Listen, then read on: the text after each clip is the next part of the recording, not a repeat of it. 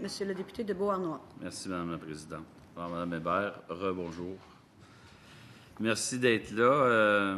Bien entendu, dans votre mémoire, c'est assez précis, vos recommandations. Alors, je ne pourrais pas vous demander 14 fois pourquoi doit ou pas.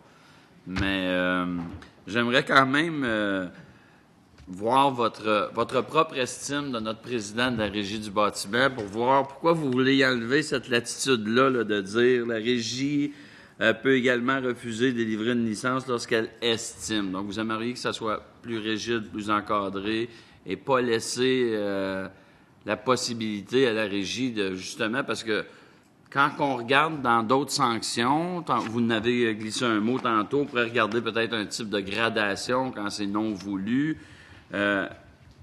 Moi, j'aimerais vous entendre plus sur l'estime, parce que si la Régie, ça lui permet d'estimer, justement, de dire peut-être qu'eux, on voit bien là, que c'est pas voulu.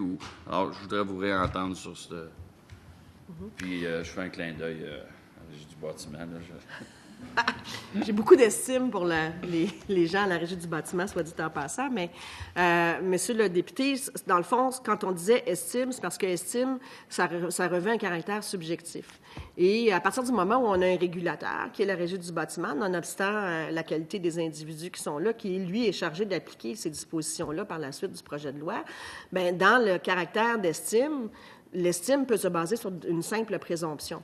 Alors, on trouvait que se baser sur une simple présomption, c'est peut-être un peu hasardeux, d'autant plus lorsqu'on est dans une situation où on exerce un droit de vie ou de mort sur une entreprise, dans le sens où si on lui accorde ou non, ou on lui retire ou non une licence. Alors, on est dans une situation où on jugeait que peut-être le fait d'exiger que la Régie doive démontrer qu'elle a quelque chose, donc, et non pas juste estimé comme ça parce que ça revêt un caractère beaucoup trop subjectif et l'organisme n'a pas à présenter de preuves en appui ou encore de justificatifs en appui à son estimation, alors que dans le cas de démontrer, bien, elle doit faire la démonstration, donc elle doit apporter des preuves en appui là, à ce qu'elle avance.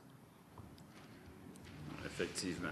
Bien, on regardera l'article par article avec les discussions, voir comment on peut se rassurer de ça pour justement le côté démontré, parce qu'un coup qu'elle a estimé, comme vous dites, effectivement, les coûts peuvent, et le futur peut être défini par son estimé. Alors, puis je comprends